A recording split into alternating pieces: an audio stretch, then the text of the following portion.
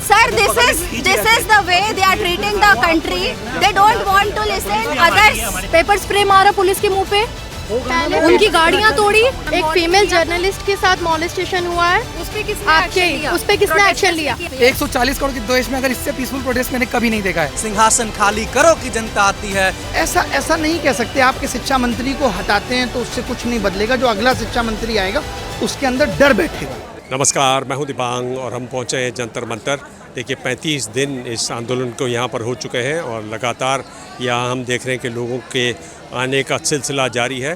करीब 12:40 इस समय हो चुके हैं रात के, और आधी रात के बाद भी बड़ी संख्या में यहाँ देखिए लोग आ रहे हैं। अगर आप देखें तो बहुत सारे ऐसे लोग हैं जो अपने साथ सामान भी लेकर आ रहे हैं, खाने पीने का सामान भी लेकर आ रहे हैं, कई अपने परिवारों के साथ आ रहे हैं और लगातार यहाँ आने का सिलसिला जारी है। ये जो स्टेज है इसके हम लोग अंदर चलते हैं, वहाँ लोगों से बात करेंगे और देखेंगे। देखिए कुछ लोगों का जाने का सिलसिला भी शुरू है। कोई यहाँ पहली बार आई आप? नहीं sir, I live in Delhi from past 3 years। मतलब लाइक अभी मैंने अंदर किसी को पूछा कि मोदी नहीं तो कौन, उन्होंने बोला राहुल गांधी। फिर पीछे से एक इंसान बोलता है मैं खुद। उसके बाद मुझे नहीं लग रहा है इस आर्ग्यूमेंट का कोई एंड है, बिकॉज आपको ये नहीं समझ आ रहा है कि पीएम ने आपको क्या क्या प्रोवाइड किया। मेड इन भारत कौन लाया? सारा तो मेड इन भारत वाकई में होता है? बिल्कुल होता है, मैंने खुद देखा है। I have been in abroad cities where I have been so proud to see. आपको मालूम है भारत आजकल बहुत सारे मोबाइल फ़ोन बना रहा है? जी बिल्कुल। उन मोबाइल फ़ोन्स में लिखा रहता है मेड इन इंडिया। जी बिल्कुल, आईफोन आ गया था। और आपको ये भी मालूम है कि वो जो असेंबल्ड होता है वो 70% चीन से बनकर आता है। यहाँ पर 2 स्क्रू लगाते हैं और एक वहाँ पर स्टिकर लगा देते हैं मेड इन इंडिया। ये तो एक मंत्री थे रविशंकर प्रसाद, वो ये कह रहे थे, मैंने उनसे ये खुद पूछा सवाल कि आप ऐसे कर रहे हैं तो ये करना ठीक है क्या? आप चीन से सामान लगाइए, मेड इन इंडिया लिख दीजिए। सर देखिए, उस हिसाब से चाइना पूरे वर्ल्ड का सबसे बड़ा मैन्युफैक्चरर रहा है। चाइना पे मत रहिए, मतलब मेड इन इंडिया पर रहिए। हाँ नहीं, मतलब वहाँ का मैन्युफैक्चरर रहा है, तो वहाँ पर जो मैन्युफैक्चरिंग हो रही है इंडिया में होने में हम 100 साल पीछे हैं। प्रोटेस्ट हमारा राइट है, जस्टिस लेना हमारा राइट है, प्रोटेस्ट करना भी राइट है, बट पार्लियामेंट में जाके पब्लिक जाने की it was a March two parliament में नहीं गए और हमें यही रोक लिया। और ऐसे बड़े बड़े प्रोटेस्ट हुए हैं इंडिया में, ऐसा नहीं है कि नहीं हुए हैं, और इससे लंबे भी हुए हैं, 20 डेज से भी ऊपर हुए हैं। नहीं, पर एक मिनट, आप जो कह रही हैं उस पर रहिए। आप कह रही हैं कि वो पार्लियामेंट में जाना गलत था, ये कह रहे हैं वो पार्लियामेंट में नहीं गए। पर वहाँ पर जाने तक की कोशिश की गई है। बैरिकेड तोड़े गए, क्योंकि वो यहाँ नहीं है हमारी बात सुनने। आप आइए, घर पे कोई पत्थर आप हमारी बात सुनने यहाँ आइए, हमसे बात नहीं, आप हमसे बात कीजिए ना। अच्छा एक मिनट, एक मिनट, ये सब करना जरूरी नहीं होता है। हम यहाँ बैठे हुए हैं, आप हमारी बात कीजिए, हमसे बात कीजिए, हमारी बात सुनिए। हम कब जाने को बोल रहे हैं? अच्छा एक मिनट, मैं ये कह रहा हूँ कि अगर आप लोग संवाद कर रहे हैं अच्छी बात है, वाद विवाद कर रहे हैं अच्छी बात है। लोकतंत्र की जब शुरुआत हुई तो लोकतंत्र की शुरुआत वाद विवाद से हुई। ये जो वोट डालते हैं, वोट डाल के विजेता घोषित करते हैं, ये लोकतंत्र में बहुत देर में आया और ये ग्रीक से आया। मैं सिर्फ ये ग्राउंड रूल बता रहा हूँ कि आप कुछ कहिए तो सुनिए इनकी बात भी, और बीच में मत बोलिए, फिर इनको बोलने दीजिए, फिर आप कहिएगा, ठीक है? ओके, हाँ बोलिए। आप ये कह रही हैं कि पार्लियामेंट हाउस में जाना गलत था। जी, बैरिकेड्स तोड़ना भी गलत था। ये कह रहे हैं कि नहीं गए। राइट, हम ये बोल रहे हैं, हम ये लोग यहाँ पे 30 दिन से बैठे हुए हैं। हमारी डिमांड थी कि हमारी बात सुनी जाए। वो चाहते हम लोग नहीं जाते। हमने कॉल दिया था कि हम लोग 20 तारीख को जाएंगे, उससे पहले आके हमसे बात कर लेते। हमने इलेक्ट किया है उन्हें, हमने वोट दिया है, पीसफुल ही था। आपसे एक चीज़ पूछना चाह रहा हूँ, आपने देखा नहीं वुमेन को एक डीसी पे ने थप्पड़ मारा, वो आपको अच्छा लगा? वो भी देखा प्रोटेस्ट में एक जर्नलिस्ट क्यों? जी एक मिनट, महिलाओं की उनकी बात रखते हैं। पुलिस वाले ने महिलाओं के कपड़े फाड़े, मेलपुर, अरे फोटो आई है भाई, फोटो आई है, डंडे पड़ते हुए मैंने देखा है। देखो फोटो, रील्स में बहुत सारी चीजें। मंडे को आया था 2 लड़कियों को। Sir this is the way they are treating the country. They don't want to listen others voice. एक मिनट, हम लोग भी हमारे देश के हैं। एक मिनट, क्योंकि हम यहाँ संवाद कर रहे हैं, वाद विवाद That's कर रहे the problem. हैं, तो मैं आपसे ये कह रहा हूँ कि आपने अपनी बात कह ली, अब इनको जवाब देने दीजिए, फिर आप अपनी बात करिएगा, अच्छा, ठीक आपके है? हिसाब से- आपकी संख्या ज्यादा है, इसका मतलब नहीं कि हम इनकी बात नहीं सुनेंगे। हम इनकी बात सुनेंगे, ध्यान से सुनेंगे, फिर उसका जवाब देंगे। आपकी बात भी सुनेंगे, उसका भी जवाब देंगे। I बोलिए। just want to understand one thing. आप बोल रहे हैं कि औरतों कपड़े फाड़े, औरतों को मारा, एक भी पुलिस वाला घायल नहीं हुआ, स्पाइन तोड़ा? 100 में एक होता ही है। नहीं सुनो, अब अगर उस बारे में हम बात करें कि 100 में से एक होगा, पेपर स्प्रे मारा पुलिस के मुंह पे, उनकी गाड़ियां तोड़ी, और वो भी पुलिस पे डाल दी, पुलिस ने गाड़ियां तोड़ी हैं, ठीक है? और सर, एक मिनट, हाँ।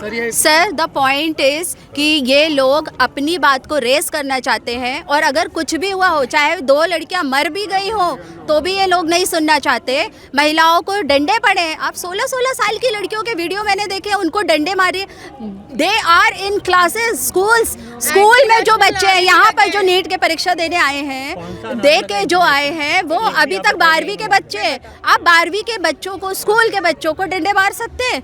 दिस इज द डेमोक्रेसी में सब बोल सकते हैं। ये बात आपकी सही है, पर आपने जो कहा कि कोई मरा कोई नहीं है, है ना? मैंने कहा अगर कोई मरता तो उसका भी मतलब सर, अगर मरेगा तभी उसका चीज का issue। और आप मॉलेस्ट की बात एक करें, second, मैम, एक मॉलेस्ट फीमेल किया था? जर्नलिस्ट के साथ मॉलेस्टेशन हुआ है, उस पे किसने एक्शन लिया? उस पे किसने Protesters एक्शन ने लिया? किया था वो? 2 रिपोर्टर्स मैं आपसे पूछ रहा हूँ, हुआ है, सुनिए गंदी मैडम। हरकतें शो की है आपके प्रोटेस्ट में।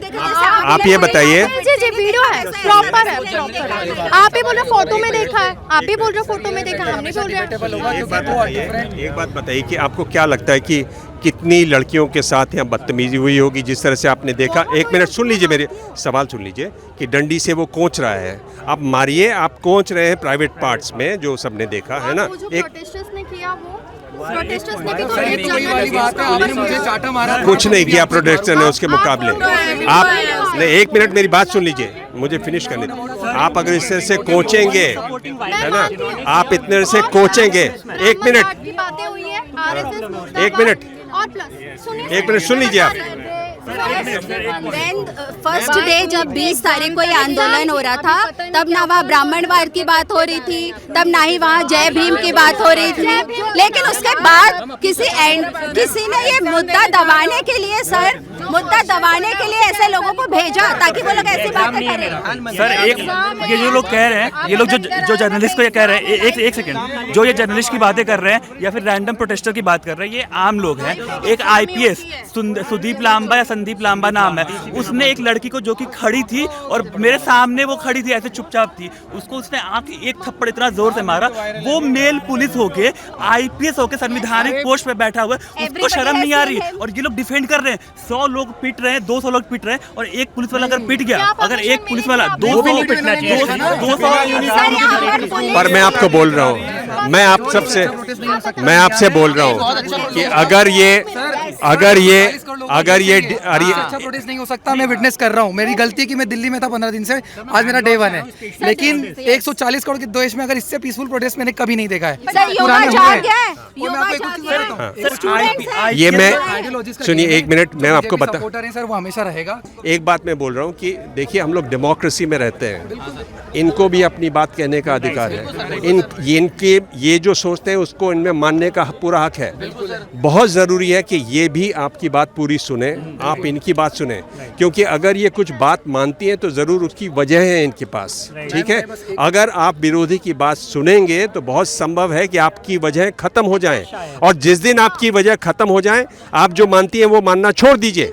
और ये भी संभव है, एक मिनट, और ये भी संभव है कि आप विरोधी की बात सुने तो आपके पास अगर 4 वजह थे, वो बढ़कर 6 भी हो सकती हैं। आप मजबूती से खड़े रहिए उस पर, ये ही लोकतंत्र में होना चाहिए। एक चीज जानना है, ये जो टीयर गैस इन्होंने छोड़ा है, ये जो एक्सपायर टीयर गैस, कौन सी डेमोक्रेटिक कंट्री में एक्सपायर टीयर गैस से मार रहे हैं, पैलेट गन से मार रहे हैं, पूरा वो हो गया। और टीयर गैस वो जहर हो गया है, जो साइंटिफिक रिसर्च में आया है कि वो जहर का काम कर रहा है, और वो बच्चों पे मार रहा है। संघीय राष्ट्र बनाना चाह रही है, हमारे रहते हुए ये सब नहीं होगा।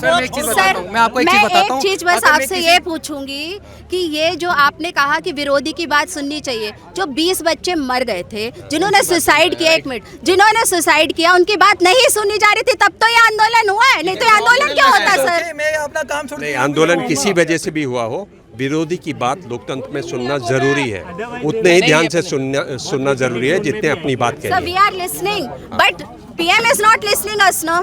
ठीक सर है, वो हमारे साथ That's है, तो why उनके we are बच्चे भी आए speaking ना। like this. सर हम तो इतने निराश Yes, हो गए sir. हैं, ना हमारी पीएम सुन रही है, ना सीजीआई सुन रहे हैं, ना पुलिस वाले सुन रहे हैं। वो पुलिस का आईपीएस का अभी तक रेजिग्नेशन क्यों नहीं आया? इससे बड़ी शर्म की बात क्या हो सुप्रीम कोर्ट सकती सुन रहा है? है सर। मैं आपको बताता हूँ, ये जो जिस तरह लोग बोले ना प्रोटेस्ट पीसफुल नहीं है, लोगों ने दूसरे नाम ले लिए, स्लोगन दूसरे लगाए जा रहे हैं। एक चीज़ क्लियर कर देता हूँ, अगर मैं क्लास का मॉनिटर हूँ, मुझे 10 बच्चों को संभालना है और उनको बोलना है बी साइलेंट, वो रहेंगे। जब क्लास में 1000 बच्चे होंगे ना सर, मेरे लिए मुश्किल है उनको साइलेंट कराना। फिर होता क्या है, मैं दूसरे लोगों को बुलाता हूँ और सपोर्ट करो, सबको साइलेंट करवाओ। फिर जब मैं सबको कराने लगता हूँ, फिर भी कोई ना कोई पीछे से साइलेंस अपना तोड़ देता है। तो ये जो पीछे नारे चल रहे हैं ना सर, तो अभी क्या हुआ, आज स्टेज पे दीप के खुद बोल बोल के चिल्ला रहे हैं कि भाई कुछ लोग गलत नारे लगा रहे हैं, जेनजी तो गलत इनफैक्ट पीएम को डेरोगेटरी पोस्टर्स लेके आ रहे हैं। मुझे भी अच्छा नहीं लग रहा है, पीएम को क्यों गाली बकेंगे, is the most respected position in India, but हो रहा है, चुप नहीं करा सकते sir. Ultimate cause is simple, peaceful protest करना है और बस रेजिग्नेशन चाहिए और कुछ नहीं चाहिए। सर जेनजी जो अगर किसी का कहना है कि जेनजी अपशब्द कह रहा है तो वो प्रधानमंत्री को कह रहा है। अब प्रधानमंत्री वो बच्चों के भी है, तो अपने प्रधानमंत्री को गलत कह रहे हैं, उसमें क्या है? लोकतंत्र कहेगा बिल्कुल, बस तरीके सबके अपने बिल्कुल कहेगा। कोई रिपोर्टर अपने मन से तय नहीं करता कि मेरे चैनल में क्या चलेगा, है ना। वो मालिक लोग तय करते हैं, मालिक उनको बताता है, एडिटर को बताता है। आप रिपोर्टर के साथ इस तरह से मत कीजिए, आप उसको एक पीसफुली कीजिए, दीवार बना लीजिए, उसके आगे नारे लगा लीजिए। हाँ, पर अगर आप उससे एग्रेसिव होते हैं उसका कतई कोई मतलब नहीं है। वो जैसे आप हैं सही वैसे ही वो एक राइट, लॉजिकली काउंटर करना चाहिए वो rather अपना than वो उनसे। अपना काम करने आया, जो उसको ऑफिस से बताया वो यहाँ पर करने आया। आप अगर कोई कहे कि नहीं वो इस्तीफा क्यों नहीं देते तो क्या करेगा वो बेचारा? जब तक सही बात। और सब उसके मालिक को, उसके एडिटर को उनसे संवाद करना चाहिए इस बारे में। मालिक को क्या लगता है मॉनेटरी लॉस नहीं होगा? हम आप वो देखना बंद कर देंगे तो मॉनेटरी लॉस होगा। मुझे लगता है कि ये आंदोलन शिक्षा व्यवस्था को बदलने की दिशा में जा रहा है। ये लोग चाहते हैं कि भाई अब पेपर लीक नहीं होना चाहिए, स्कूल बंद नहीं होने चाहिए, स्कूलों की स्थिति सुधरनी चाहिए, स्कूलों में शिक्षा, जो आपने न्यू एजुकेशन पॉलिसी की बात करी थी, उसको अपडेट होने की ज़रूरत है, स्किल और इनोवेशन डालने की ज़रूरत है, उसमें जो भ्रष्टाचार और घोटाले हो रहे हैं उनको रोकने की ज़रूरत है। तो ये लड़ाई शिक्षा व्यवस्था के खिलाफ है, एग्ज़ाम सिस्टम के खिलाफ है, जो हर साल बच्चों की ज़िंदगियों के साथ खेल रहा है। फिर तो ये लड़ाई बेकार है, क्योंकि अगर आप ऐसे लड़ाई लड़ेंगे, ये तो लड़ाई, ये जो बदलाव आएगा वो ऐसे लड़के तो आएगा नहीं ना। वो सत्ता पक्ष है वो ही ला सकता है अभी तो। नहीं, अगर मान लेते हैं हमने किसी को चुन के भेजा कि भाई आपको शिक्षा व्यवस्था की जिम्मेदारी है 5 साल के लिए, हमने चुना, लेकिन जो आप शिक्षा मंत्री बनाते हैं आपने उस आदमी को शिक्षा मंत्री की जिम्मेदारी दे दी। उसके कार्यकाल में हम देख रहे हैं कि बार बार नीट का पेपर लीक हो जा रहा है। आप आश्वासन देते हैं कि जो नीट के सरगना है, मास्टरमाइंड है संजीव मुखिया, उसको पकड़ लेते हैं। सीबीआई चार्जशीट फाइल नहीं कर पाती, उसको बेल मिल जाती है। आज पता चलता है कि सीबीआई ने क्लीन चिट दे दी। यानी आप इसका मतलब पेपर लीक में किसी को भी पकड़ रहे हैं जो बाद में बरी भी हो जा रहा है, सिर्फ जनता के गुस्से को शांत करने के लिए। तो अब जनता का कहना है कि पहले अब धर्मेंद्र प्रधान का इस्तीफा लीजिए, पहले जो आदमी शिक्षा व्यवस्था को संभाल रहा है, जिसने गारंटी ली थी, पहले उसको हटाइए और तब शिक्षा व्यवस्था को ठीक कीजिए। शिक्षा मंत्री को अगर हटाते हैं तो उससे कुछ होता नहीं है, क्योंकि सरकार वही है।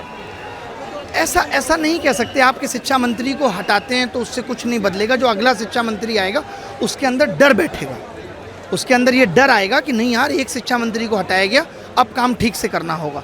अगर वो भी ठीक से काम नहीं करेगा तो जनता उसे भी हटाएगी। शुरुआत कहीं से तो होगी सुधार की, और ये सुधार की शुरुआत कैसे हुई थी? 2014 में हमने इंसानों को ही हटाया था और हमें ये वादा दिया गया था कि अच्छे दिन आएंगे। अगर हम तब भी ये कहते थे नहीं, इंसानों के हटने से कुछ नहीं होगा, देश ऐसे ही चलता है। आज सरकार क्या कह रही है कि पहले भी ऐसा होता था, और जब ये सरकार विपक्ष में थी तो ये कहती थी ये नहीं होना चाहिए।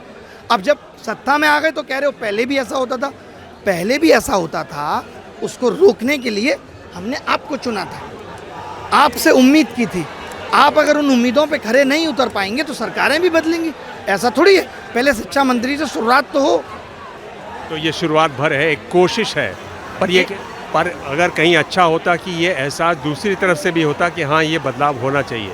सिर्फ दबाव से और इस डर से क्या बड़ा परिवर्तन हो सकता है, मैं ये पूछ रहा हूँ। देखिए, आप मोदी जी रात के 12 बजे आकर के युवाओं के दर्द को महसूस कर रहे हैं, सरकार के लोग आकर के प्रोटेस्ट कर रहे लोगों से मिल रहे हैं, तो कहीं ना कहीं वो दबाव और बेचैनी उधर भी है। आग इधर भी है, उधर भी बेचैनी है। और वो भी चाहते हैं कि नहीं नहीं ठीक है, हम सोचते हैं। अब हो सकता है कि वो दबाव थोड़ा और बढ़ने की ज़रूरत हो, तब शायद ऐसा हो, तो सरकार कंसिडरेशन दे रही है। जो चीज़ आप ढूंढ रहे हैं बदलाव के लिए, जो हथियार ढूंढ रहे हैं नैतिकता की, संवेदनशीलता की, वो सामने वाले के पास वो हथियार है ही नहीं, वो औजार है ही नहीं उधर। कई बार वो अपने घमंड में इतना चूर हो जाता है कि उसको कुछ दिखता नहीं है। अब दिखता नहीं है तो वो कैसे काम करेगा? तो वो ये दबाव से काम करेगा। अगर ये दबाव नहीं है तो आज 16 मेट्रो स्टेशन आपको बंद करने पड़ रहे हैं, नेट बंद करना पड़ रहा है आपको, लोगों का खाना आने की व्यवस्था आपको बंद करनी पड़ रही है। तो ये करनी पड़ रही है का मतलब ये कि आप दबाव मान रहे हैं। कई बार लोग भूल जाएं तो उनको याद भी दिलाना पड़ता है ना, उनको आत्ममंथन भी कराना पड़ता है, तो वही कोशिश जारी है। ये तो आपने अंग्रेजी में लिख दिया, क्या क्या कह रही हैं आप? मैं ये कहना चाह रही हूँ कि मुझे माफ़ कर दो मैं सभी देशवासियों से माफ़ी मांग रही हूँ। मैंने 2 बार वोट किया है। अच्छा। और जब मेरे बेटे की बारी आई है, अब वो पढ़ाई कर 11th-12th में जा रहा है, तो मुझे रियलाइज़ हुआ कि मैंने बहुत बड़ी गलती कर दी है। तो बेटा तो लड़ रहा होगा घर में आपसे? हाँ, अभी तो वो लड़ रहा है मुझसे। हाँ। तभी मैं घर के सारे काम ख़त्म कर यहाँ आई हूँ। उसको बताने के लिए कि देखो चलो मैंने गलती तो की, पर मैं अब जा रही हूँ समर्थन में। मैं माफ़ी मांगने के लिए, और इससे अच्छा मुझे मौका नहीं मिलता कि मैं यहाँ आई हूँ। मैं नोएडा से आ रही हूँ। अच्छा। हाँ जी, और यहाँ आके मैं सिर्फ उसके लिए, और वो सभी बच्चे जो उसके दोस्त हैं जो अब 11th-12th के बाद जाएंगे, हाँ। मेन अपने जीवन। तो कौन सी ऐसी बात थी जिसमें आपको लगा कि ये जो सॉरी आप बोल रही हैं कि आपने वोट दिया, और जाहिर है आपने बीजेपी को वोट दिया, उसके लिए आप माफ़ी मांग रही हैं, तो कौन सी ऐसी बात थी जहां आपको लगा कि नहीं ये वाकई में मेरे से गलती हो गई? सर, मुझे तो 2019 के बाद ही रियलाइज़ हो गया था। हाँ। पर बोलने में बहुत डर लगता था। जब इन लोगों ने आवाज़ उठाई ना, तो हिम्मत आई है। तब हिम्मत आई है तो मैंने अपने स्टेटस पे लगाना भी शुरू किया सपोर्ट में। अदरवाइज इससे पहले डरती थी कि मेरे ही आसपास के लोग मुझसे लड़ते थे, और फिर उस पर जाना कौन चाहता है, तो मैं डरती थी। बट इन लोगों ने हिम्मत दी। तो अब जब से ये प्रोटेस्ट चल रहा है, तो हमारे सोशल मीडिया पे मैंने शुरू किया है अगेंस्ट में लिखना। अब तो एक बड़ी बात हो गई कि बच्चों ने आंदोलन किया और माँ को हिम्मत आ गई। बिल्कुल। कॉकरोच आए हैं, देश बचाएंगे, भ्रष्ट नेताओं को आईना दिखाएंगे। पेपर सारा लीक हुआ, सिस्टम भी वीक हुआ, युवाओं को मारकर मूड इनका ठीक हुआ। युवा अब न मरेंगे, जुल्म न सहेंगे, सिस्टम को ठीक अब करके रहेंगे। तुम भी निकलो घर से और निकलो डर से, पूछो सत्ता से क्यों लाठियां हम पर बरसे। लाठियों की मार अब हम न सहेंगे, जो अपना हक है हम लेकर रहेंगे, हम लेकर रहेंगे। ये जो इस्तीफा है वो दे देंगे शिक्षा मंत्री? आपको लगता है कि सर ये बिना मतलब ये रिजल्ट के यहाँ से जाने वाले हैं? और ये जेनजी है, ये उल्टी खोपड़ी है, ये छोड़ेंगे नहीं किसी को। आज जनता की ताकत ये है कि कोई भी पुलिस, कोई भी जो सत्ता की कितनी भी बड़ी लाठी क्यों ना, कितनी भी एब्सोल्यूट गवर्नमेंट बनने की कोशिश क्यों ना करे, आज आप किसी को रोक नहीं पाएंगे, क्योंकि सारे लोग कफन बांध के आए हैं और ऑलरेडी सारे जिंदा लाश हैं। आप चाहोगे तो उन पर टैंके चलवा दो, उन्हें कुछ नहीं होने वाला, वो ऑलरेडी मरे हुए हैं। तो इसलिए जो इंसान के पास खोने को कुछ नहीं होता, उसके पास पाने को पूरा संसार होता है, और वो पाने के लिए जो है एक इस्तीफा है धर्मेंद्र प्रधान का, और वो लेकर बहुत सारे यूनिवर्सिटीज ने, दिल्ली यूनिवर्सिटी, बहुत सारे स्कूल कह दिया कि स्टूडेंट्स को, टीचर्स को यहाँ नहीं जाना चाहिए जंतर मंतर। मुझे बहुत दुख है। मैं भी जेएनयू से हूँ, पॉलिटिकल साइंस से मास्टर्स अभी जस्ट कंप्लीट किया है। मैंने तो जैसे ही देखा नोटिफिकेशन में, हमारे जेएनयू के नोटिफिकेशन पे कि भैया अब जो है यहाँ एडवाइजरी जारी होगा, आप जा नहीं सकते प्रोटेस्ट में, और ये क्या कहते हैं, ये ड्यू वाले भी, ड्यू से भी मैं पढ़ा हूँ, तो ड्यू वाले भी बच्चे नहीं जा सकते। ये सर इतना शर्मनाक है। आपको मैं बता दूं, इस देश के बड़े बड़े क्रांति जो है वो यूनिवर्सिटीज़ से निकले हैं। आप तो खुद सर छात्र आंदोलन को देखे हैं, कवर किए, और उसमें शायद शामिल भी रहे हैं। तो आपको पता होना चाहिए कि पढ़े लिखे युवा कहाँ पे हैं। सारे ड्यू जेएनयू वाले लोग जो जिंदा दिमाग के लोग हैं, पढ़े लिखे बोलने वाले, वॉइस रेज करने का ट्रेडिशन है ड्यू जेएनयू में। और ऐसे युवा जो है यहाँ आके क्वेश्चन रेज करेंगे, अपनी बात रखेंगे, तो सरकारों को कहीं ना कहीं परेशानी होगी। और आज जो है ये बता रहा है कि यूनिवर्सिटी और एडमिनिस्ट्रेशन जो किस तरीके से जो सत्ता है, सरकार है, उसके सेप्रोनाइजिंग मेंटालिटी में कहीं ना कहीं वो फंसते जा रहे हैं। ये बहुत ही ज़्यादा शर्मनाक है और स्टूडेंट के भविष्य के लिए गलत है। और आपको क्या लगता है कि अगर वो इस्तीफा नहीं देंगे तो क्या होगा? सर मैं अब क्या बोलूँ सर, ये देश है, वो कहते हैं ना कि सदियों की बुझी राख सुगबुगा उठी, सदियों की बुझी राख सुगबुगा उठी, मिट्टी सोने का ताज पहन इठलाती है, दोराह पथ की घर घर नाद सुनो, सिंहासन खाली करो कि जनता आती है, सिंहासन खाली करो कि जनता आती है। तो सर अगला ऑप्शन क्लियर है, अगर आप नहीं देंगे इस्तीफा तो भैया इस देश की जनता है, ये आपको प्यार से जिस कुर्सी पे बैठाया था ना, उसी कुर्सी से कान पकड़ के सीधे नीचे पटकेगा, ये लिख कर। जिस तरीके से ये सरकार, भारतीय जनता पार्टी की सरकार, ये आंदोलन को कुचलने का प्रयास करना चाहती है, आखिर वो छात्रों को जवाब नहीं देंगे तो किसे देंगे। इलाहाबाद विश्वविद्यालय में हम लोग रहे हैं और काशी विद्यापीठ से हम लोग शिक्षा ग्रहण किए, और हमेशा हम लोगों ने देखा है उत्तर प्रदेश में 22 से ज़्यादा पेपर लीक हुए हैं योगी सरकार में, जो देश में ये साबित करना चाहते हैं कि उत्तर प्रदेश की सरकार सबसे जो है सफल सरकार है। लेकिन हकीकत यह है कि 22 से ज़्यादा पेपर लीक और उत्तर प्रदेश में होते हैं, लेकिन ये भारतीय जनता पार्टी की सरकार है, पर वो जिम्मेदारी नहीं लेना चाहते। अगर एक प्रदेश में इतने ज़्यादा पेपर लीक हो रहे हैं, आप अन्य प्रदेशों में इस्तीफा मांग रहे हैं दूसरों से, लेकिन उत्तर प्रदेश से कौन बोलेगा, दिल्ली में कौन बोलेगा? अगर आप अकाउंटेबिलिटी नहीं लेंगे तो कौन लेगा? अगर इस्तीफा नहीं देंगे धर्मेंद्र प्रधान तो क्या करेंगे? यहाँ से छात्र नहीं जाएगा जब तक वो इस्तीफा नहीं देंगे, जब तक अपनी अकाउंटेबिलिटी सिद्ध नहीं करेंगे, यहाँ से कोई भी छात्र नहीं जाएगा। और अगर वो रिस्पॉन्सिबिलिटी नहीं लेती, उनको अगर बचाया जाता है, उनको अगर ये सोच के बचाया जाता है कि हम अपनी जिम्मेदारियों से हट जाएंगे, आखिर देश के प्रधानमंत्री को पहले तो ये यहाँ के लोगों को दहशतगर्द बोले कि यहाँ सारे लोग जो है फॉरेन फंडिंग से आ रहे हैं। अच्छा, फॉरेन फंडिंग से जब यहाँ के लोग हैं दहशतगर्द हैं, तो फिर रात को 12 बजे प्रधानमंत्री नरेंद्र मोदी को जरूरत क्यों पड़ी वीडियो डालने की? अपने 2 मंत्रियों को, जेपी नड्डा और जितेंद्र सिंह को क्यों भेजना पड़ा? यहाँ के लोग तो दहशतगर्द हैं ना। इस्तीफा फिर तो चल रहा है, चलेगा। 30 दिन बैठे, 30 दिन और बैठेंगे, उससे 30 दिन और बैठेंगे, इसमें क्या दिक्कत है? लेकिन एक बार ये क्लियर हो जाएगा तो इसके बाद हम लोग जंतर मंतर से सीधा लाइब्रेरी में बैठेंगे। इस्तीफा सर उन्हें अभी बहुत प्यार से बोला जा रहा है, ठीक, क्योंकि हम लोग अभी रिक्वेस्ट कर सकते हैं, गांधीवादी तरीका से हम लोग प्रोटेस्ट कर सकते हैं, ठीक। इस्तीफ़ा तो उनको देना पड़ेगा सर, क्योंकि at the end accountability decide करेगा कि सरकार को मानना पड़ेगा हम लोगों की बातों को, ठीक है। तो धर्मेंद्र प्रधान इस्तीफ़ा देंगे, आज दे कल दे, उनको देना पड़ेगा।